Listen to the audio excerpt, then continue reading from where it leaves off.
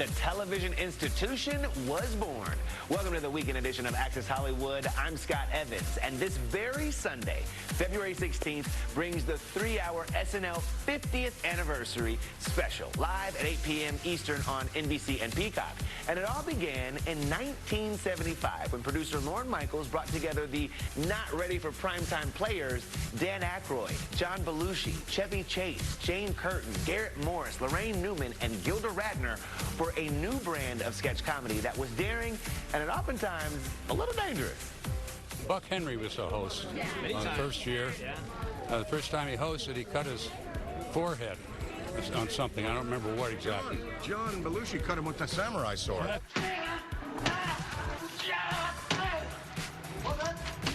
So he had a Band-Aid on, and Lorne decided we should all have a Band-Aid in the same place. As Chevy Chase revealed, comedy can be dangerous, and those first few seasons of SNL with the original cast were breaking barriers and setting the tone for the show that holds true to this day. And I've cut the dickens out of my finger, well... And for OG cast member Dan Aykroyd, working day and night on each episode remains a vivid and cherished memory. The writing sessions at night, you know, when it was all turmoil and turbulence and no one knew what they were going to come up with, and just being there in the building in Rockefeller Center, 2 in the morning. You really ought to put some Band-Aids on those mosquito bites you got. That's so funny, I forgot to laugh. Bill Murray, who joined in season 2, considers the late nights an absolute joy. It would be laughing in the middle of the night in an office building which we didn't really belong in. I was the first black actor on the show. Baseball being very, very good to me.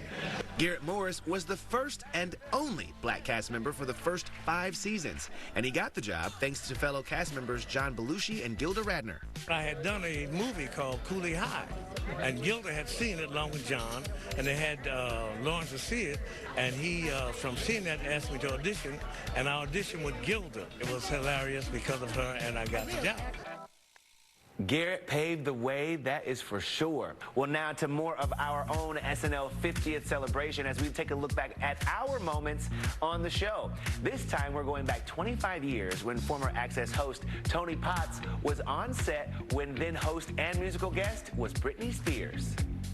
I heard that you said that you're pretty much open to anything and you want to try, you know. Yeah, I mean, I won't go overboard, but yeah, pretty much anything I'll do. I don't mind. I think it's fun. Your host and musical guest, Britney Spears. May 13, 2000, and then 18-year-old Britney made history on SNL as the youngest to pull double duty as host and musical guest. And we were there as Britney rehearsed a sketch with Will Ferrell and Sherry O'Terry that had Britney playing a bitter former Mouseketeer who hated the real Britney for taking her man. And it scored when it made it to air.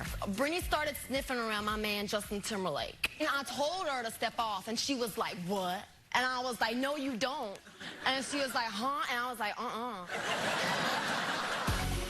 Hi, I'm Britney Spears, and I'll be host and musical guest. I'm really happy to be back. Britney was back to repeat her SNL success in 2002, and she shined playing Barbie's little sis Skipper, who learns Barbie is actually her mom. Your father is a Han Solo action figure. He's not even our scale. What kind of slut are you? And this time, Britney knew what to expect. It does help that I've done it before, so I know the ins and outs of like going backstage. I know what it's like, but it's so amazing. It reminds me of theater, like when I was younger. So it's gonna be a lot of fun. She was good on the show. All right, well, next up, it's Taylor's turn at SNL, and you're going to love seeing her back in the day. But first, one of the funniest moments on SNL was definitely the famous More Cowbell sketch from 2000. It had Will Ferrell banging that cowbell, remember? In the skit about Blue Oyster Cult recording Don't Fear the Reaper, and it gave us that classic line from host Christopher Walken as record producer Bruce Dickinson. Guess what? I got a fever. And the only prescription is more cowbell. Thank you, Bruce. When we get back, we are going to speak with someone who actually wants to talk football. Yes, please. Back in October 2023, Travis Kelce made a surprise appearance on SNL, poking fun at all the cutaway shots to Taylor during his games shortly after the two started dating. Well, Taylor was also in the episode introducing musical guest Ice Spice. Well, that certainly was not Taylor's first visit to SNL. And in honor of the show's big 50th anniversary, we're looking back at our own time on the SNL set with Taylor. When I got the call that I was invited to go sing at SNL, I absolutely freaked out. Ladies and gentlemen, Taylor Swift.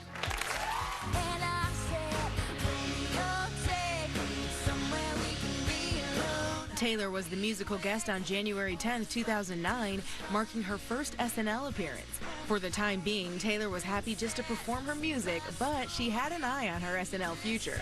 It's definitely a dream of mine to maybe be included in something like in a couple, I don't know, just whenever they feel like it. One day at a time. But it's like, you know, I'm all right with this. Ladies and gentlemen, Taylor Swift. Well, karma was on her side because that dream of hosting came true the following season when Taylor was both the host and musical guest. I'm feeling a little nervous but more excited than anything. Filling in for Sherry Shepherd today is Kate Gosselin. Hi. It's crazy how much multitasking is going to go down because I don't want to just be a part of some sketches. I really want to be completely involved. Like a host. You know, teens have gotten a lot of flack recently for DWT, or driving while texting. I started out in children's theater and doing like little sketch comedy shows when I was little, and SNL is what you want to get to. Thank you so much for having me, you guys. Good night. Still fun to see her back then, and hopefully she and Travis are enjoying a relaxing getaway somewhere after